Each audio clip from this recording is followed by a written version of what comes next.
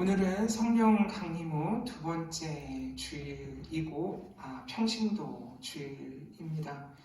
하나님 나라를 확장하는 귀한 사역에 우리 모두를 동역자로 부르셨음을 기억하면서 오늘 마가복음 3장 20절에서 35절 말씀으로 함께 은혜 나누겠습니다. 최근에 일어나는 여러 논의들 중에 진정한 가족의 의미가 무엇인가 라는 그런 주제가 있습니다. 그래서 이 논의가 활발히 이루어지고 있어요. 변화하는 가족의 의미, 이것에 대해서 사회적인 그런 합의나 공감대가 어떻게 형성되고 있는지, 우리는 과연 어떤 가족과 살고 있는지에 대한 물음이죠. 지난 4월 달에 여성가족부가 향후 5년 동안의 그 가족 정책의 그 뼈대를 발표했거든요. 제4차 건강가족 기본계획이라는 것인데요. 보통 가족이라고 하면 혈연, 혼인, 입양 이렇게 법률상의 가족의 그런 그 테두리가 있잖아요.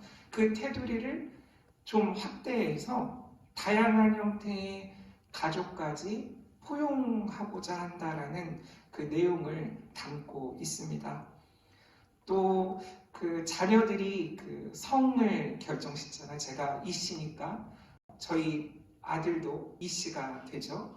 자녀 성 결정에 아버지 성을 따르는 부성 우선 원칙도 이제 폐지해야 될 때가 왔다라는 그런 내용도 담고 있고요.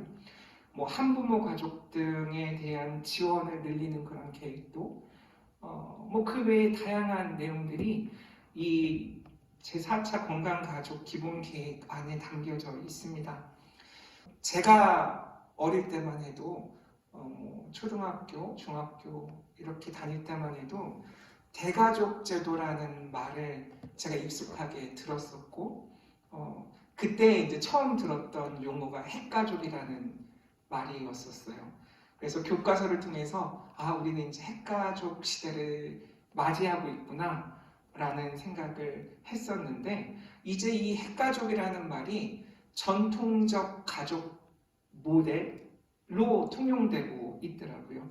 그만큼 삶의 방식이 달라졌고 사람들의 가치관도 빠르게 변화되고 있는 때에 우리가 살고 있고 특히 코로나19 때문에 이런 가족에 대한 의미가 더욱더 활발하게 논의되고 있는 거죠.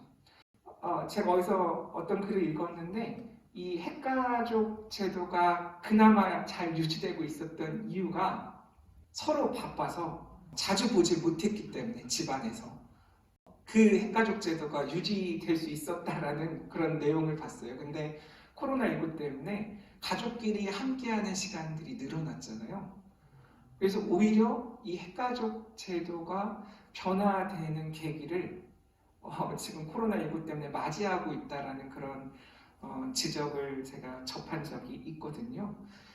다 알고 있듯이 결혼이 감소하고 있고 그에 따른 출산율이 사상 최저 수준으로 떨어졌고 1인 가구라 불리는 그런 새로운 가정의 형태가 30년 사이에 3배 이상 늘어났다라는 그런 통계들도 쉽게 접할 수 있죠. 그래서 생계와 주거를 같이 하면 혼인이나 혈연관계가 아니더라도 가족 아닌가? 라는 생각을 새롭게 하고 있는 사람들이 요즘 많이 늘어났다라고 해요. 다양한 형태의 가족에 대한 인식의 변화, 그에 따른 늦었더라도 제도를 마련해야겠다라는 그런 목소리도 있고요. 또 다른 한편에서는 전통적 가족의 가치, 그것이 훼손될까봐 걱정하는 그런 목소리들도 동시에 지금 공존하고 있죠. 오늘 말씀은 예수님께서 이 땅에서 하시고자 했던 것이 무엇인지 우리에게 알려주고 있어요. 그리고 그 예수님이 하시려 했던 그 일의 동참하는 사람들은 누구인가에 대한 이야기를 하게 되잖아요. 오늘 본문을 통해서라면 그 예수님이 하시는 일, 그 일에 동참하는 사람들이 바로 예수님의 가족이다 라고 이야기하고 있는 거죠. 다른 표현으로는 하나님의 뜻대로 행하는 자가 예수님의 새로운 가족이다 라는 거죠. 그래서 그 이야기를 하기 위해서 하나님의 뜻대로 행하지 않는 자들의 예를 두 가지 들고 있어요.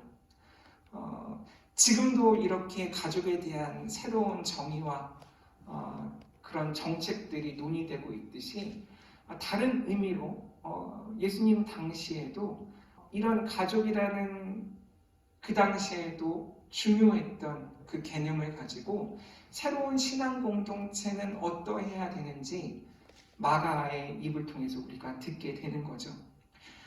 소위 그 샌드위치식 서술 방식이라고 해요. 다른 복음서에서는 등장하지 않고 마가복음에서만 독특하게 나오는 이야기 방식이거든요. 예를 들면 5장에 예수님께서 회당장 야이로의 딸을 고치시러 가는 장면이 등장하죠. 그 가시는 길에 12의 날 혈루증을 앓았던 여인을 만나게 되고 그 여인의 간장한 행동으로 인해서 그 여인이 치유받는 사건이 등장하죠. 그리고 이어서 다시 그 야이로의 집으로 가서 그 회당장의 딸을 고치시는 사건이 이어서 나오는데 이렇게 서로 다른 사건, 서로 다른 이야기이지만 그 사건들로 하여금 동일하게 이야기하고자 하는 주제가 있는 거거든요. 그런 하고 싶은 말이 있을 때 마가는 이런 방식들을 가끔 사용해요. 오늘도 마찬가지예요. 앞서 말씀드린 것처럼 하나님의 뜻을 따르지 않는 자, 그 예로 예수의 친족, 어머니일 수도 있고 형제일 수도 있고 또 예루살렘에서 온 율법학자들, 마태복음에서는 바리새인들이라고 되어 있고 여기서는 서기관들이라고 되어 있는데 율법을 중히 여기고 공부하고 연구하고 사람들에게 율법을 전했던 그 사람들을 통해서 하나님의 뜻을 행하는 사람, 그리고 하나님의 뜻을 행하는 것을 방해하는 사람들, 그들은 과연 누구인지 마가는 전하고 싶었던 거죠. 그래서 서로 다른 이야기이지만 두 가지 이야기를 같이 우리에게 전하고 있는 거예요.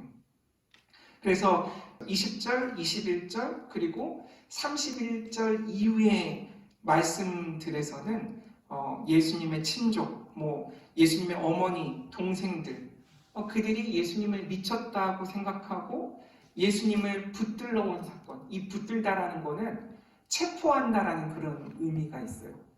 그냥 단순히 옷소매를 잡고 가고 손을 잡고 가는 그 정도 강도가 아니라 체포할 때 쓰는 단어거든요. 그렇게 예수님을 붙들러 온 사건을 통해서 누가 예수님의 형제고 자매고 어머니인가 예수님께서 우리에게 생각하게 하시죠.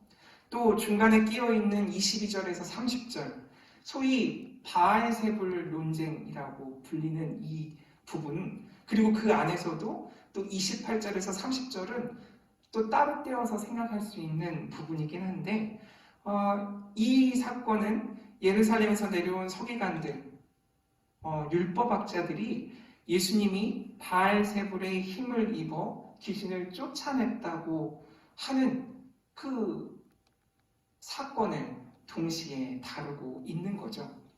결국 예수님의 구원 사역이 어떤 어려움을 겪고 있는가, 그 구원 사역에 저항하는 세력들은 누구인가에 대한 이야기를 하는 거죠.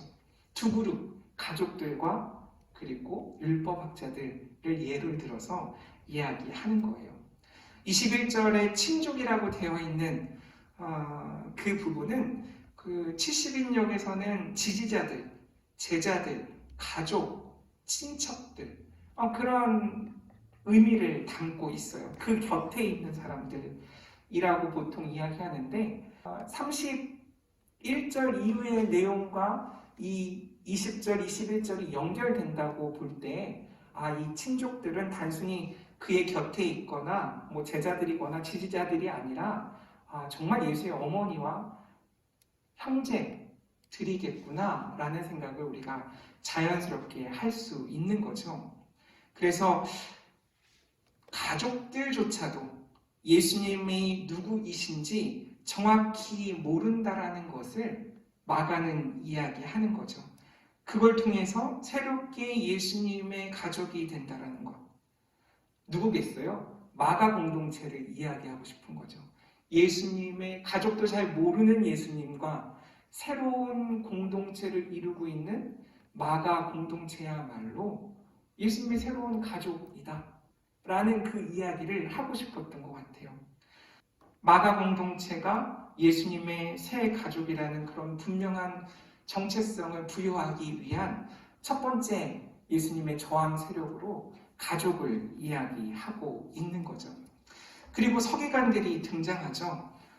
예수님의 구원 사역을 거부하는 대적자, 바리새인들과 더불어서 대적자로 복음서에 많이 등장하는데 이 서기관들, 마태복음 5장 20절에 보면 너희의 의가 서기관과 바리새인보다 더 낫지 못하면 결단코 천국에 들어갈 수 없다라고 예수께서 말씀하시죠.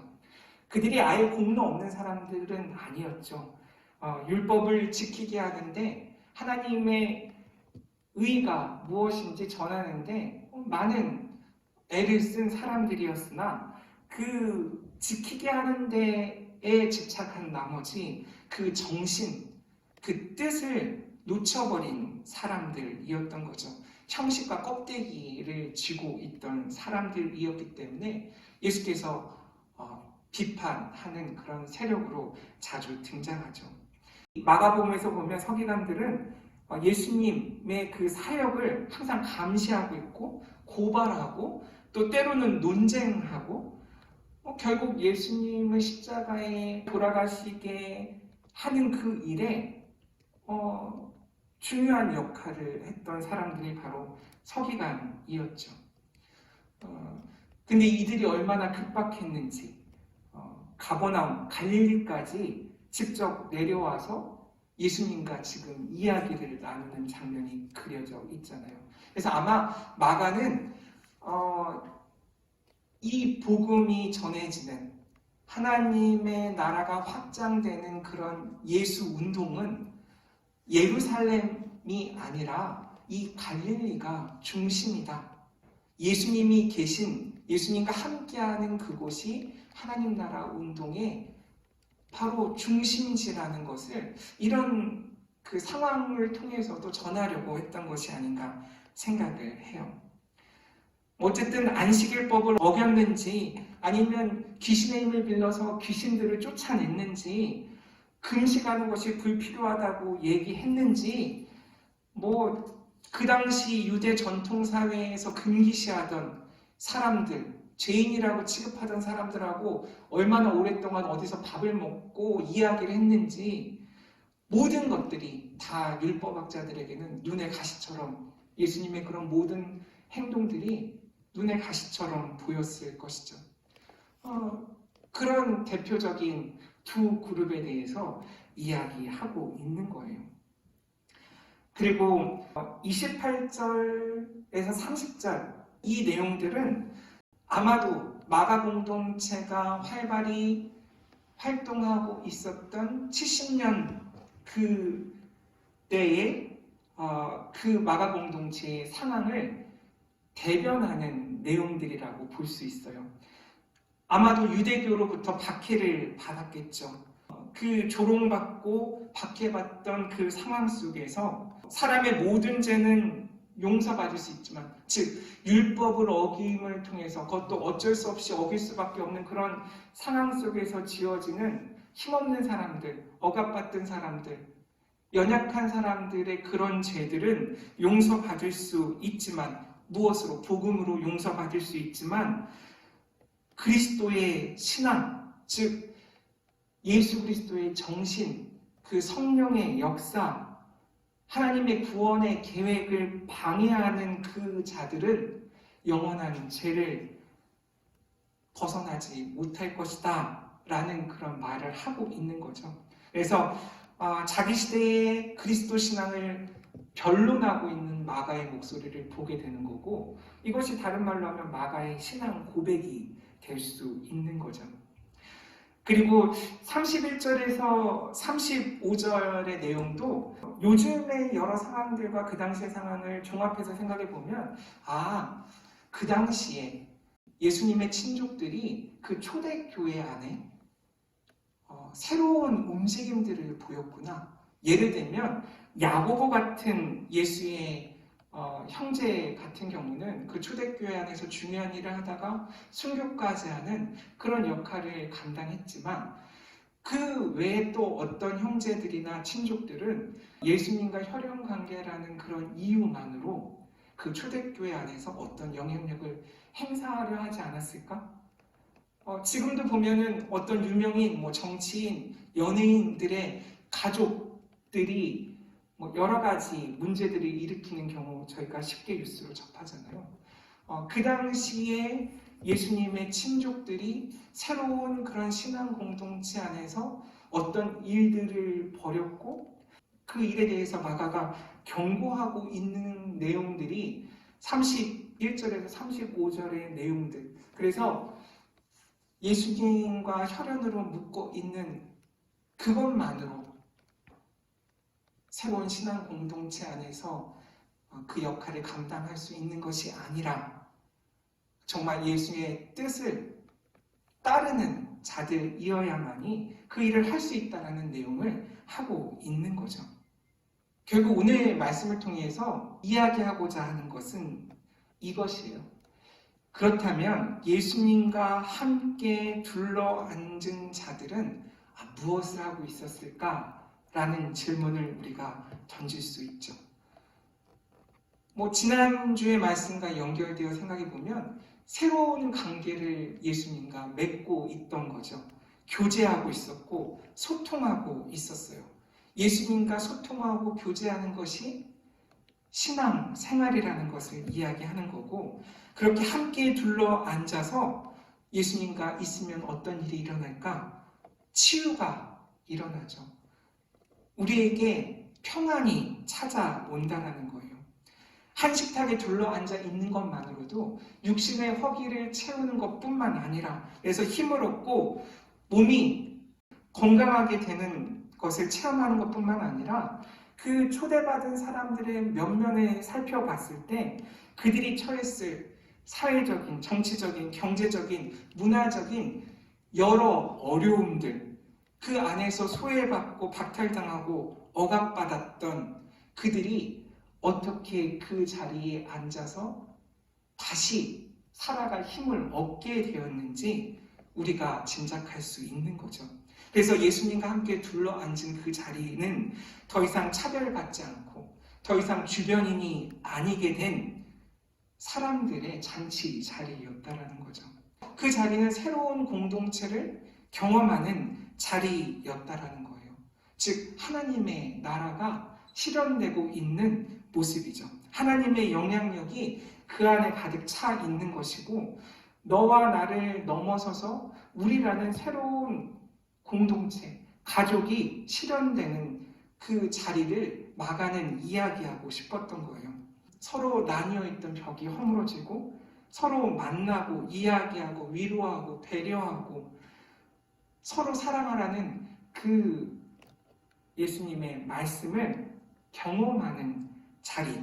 그래서 자기중심성에서 벗어나서 자유를 맛보는 자리가 이 예수와 함께하는, 함께 둘러 앉아 있는 자리였고, 이것을 가족이라 이야기하고 있는 거예요. 반면에 그렇다면 절대 용서받지 못한 죄, 그것은 무엇인가? 뭐 시간이 없어서 자세히 말하기 좀 어렵지만 이 바알세불 논쟁의 재밌는 점은 예수님께서 십자가에 달려 돌아가셨던 결정적인 이유는 신성모독이 한 가지 이유였잖아요. 그 신성모독이라는 그 주제를 가지고 오히려 서기관들에게 논리적으로 이야기하고 있는 장면이 바알세불 이 논쟁이거든요. 결국 예수님께서는 귀신을 왜 쫓아내셨는가의 문제예요. 하나님의 힘으로 귀신을 쫓아내셨는데, 말씀으로 귀신을 쫓아내셨는데 그 일이 무엇을 의미하는가? 결국 억압받는 이들을 해방시키는 일을 하신 거죠. 만약에 그 자유와 해방을 방해하는 자나 그런 힘이나 다시 벽을 세우고 나누고 차별하고 하나 되지 못하게 하는 그런 힘을 행사하는 사람들이나 그런 움직임이 있다면, 서로 사랑하지 못하게 하는 그런 세력이 있다면 그들이 바로 신성모독을 행하는 사람들이고 절대 용서받지 못할 죄를 저지르는 사람들이라는 것을 바알세불 논쟁을 통해서 우리에게 이야기하고 있는 거예요. 예수를 체포하려고 하고 억압하려고 하고 제한하려는 사람들, 즉 예수의 사역을 방해하려는 사람들, 달리 이야기하면 세상의 관점에서는 미치지 않은 사람들, 나는 누구인가 다시 생각해 보게 되는 장면이죠. 이들이 절대 용서받지 못한 죄를 행하고 있는 사람들이라는 거예요. 그리고 또 하나 재밌는 지점을 발견했는데, 이 서기관들이 예루살렘에서 내려왔다라는 표현이에요. 갈릴리, 가버나움으로 이들이 내려왔다라고 했는데, 저도 그런 얘기 많이 들었거든요. 제가 본가가 대전에 있으니까 뭐 대전에 내려가게? 라는 주변 분들의 이야기들을 많이 들었어요. 그래서 어디가 더 높은가? 뭐 지형적으로는 뭐 어디가 위고 아래인가? 라는 그런 생각들을 했던 적이 있는데, 결국 이 내려온이라는 표현은 자기중심적인 사고죠. 예루살렘의 입장에서 갈릴리를 하찮게 여기고 생각하는 거죠. 우월의 표현이고, 이러한 사고방식을 갖고 있는 이들이 예수를 공격하는 사람들이라는 거예요. 이런 자기중심적 사고를 갖고 있는 사람들이 절대 용서받지 못한 죄를 범할 수 있다는 것을 이야기하고 있더라고요. 말씀을 정리하겠습니다. 결국 이 이야기 속에 어떤 공간이 눈에 그려졌어요. 예수와 둘러 앉아 있는, 예수와 함께 예수 안에 있는 사람들과, 그리고 혈연 관계로 엮여 있지만 그 밖에 있는 사람들. 결국 이 이야기를 통해서 우리는 예수님과 함께 있어야 한다는 것을 깨닫게 되죠. 밖이 아니라 안에 있어야 한다는 것이고, 예수와 함께 그 안에 거하는 사람이 하나님의 자녀고 예수의 제자가 될 수 있다라는 이야기를 하는 거예요. 또 예수님이 미쳐 있다라는 그런 소문에 시달리셨듯이 반면에 나는 무엇에 미쳐 있는지, 나는 어떤 것에 영향력을 받고 있는지, 무엇에 지배를 받아 살고 있는지 오늘 말씀을 통해 깨닫게 됐어요. 결국에는 이 예수님의 모든 활동, 하나님 나라가 확장되는 활동이라는 거죠. 우리 이웃을, 가장 가까운 사람들, 억압받는 사람들, 억눌려 있는 이들에게 자유를 맛보게 하는 것, 그것이 하나님 나라의 확장이라는 거예요. 그런 의미에서 하나님의 뜻을 행하는 자, 예수를 둘러싸고 앉은 자, 예수 안에서 새롭게 맺어진 하나님 나라의 가족 연대가 우리에게도 필요하다는 거고, 그 자리가 바로 교회라는 것이죠. 그래서 안산대학 교회는 예수님과 더불어 어디에 둘러앉아 있는가 생각해 봤어요. 뭐 두말할 나위도 없이 안산대학교에 둘러앉아 있는 거죠. 둘러앉아 있는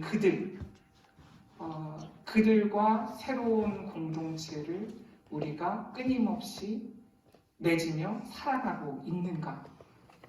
가족으로서 살고 있는가? 그 물음을 우리가 계속 던지고 그에 합당한 신앙인의 삶을 이곳에서 살아가야겠다라는 생각을 오늘 말씀을 통해 더욱 확고히 할 수 있었습니다. 저와 여러분이 예수님의 가족으로서 이 땅에 새로운 사랑의 관계들을 끊임없이 맺으며 하나님 나라를 확장하는 그런 귀한 주님의 제자, 하나님의 자녀들 되시기를 주님의 이름으로 간절히 축원합니다. 아멘. 하나님 감사합니다. 새로운 사랑의 공동체를 맺기 원합니다. 주님과 함께 둘러 앉아 새로운 관계를 형성하고 먹고 마시며 치유와 평화를 맛보기 원합니다. 우리가 절대 용서받지 못할 죄를 범하지 않게 하시고 하나님의 뜻을 행하는 자로 이 땅에서 살아가게 하여 주시옵소서. 예수님의 이름으로 기도드립니다.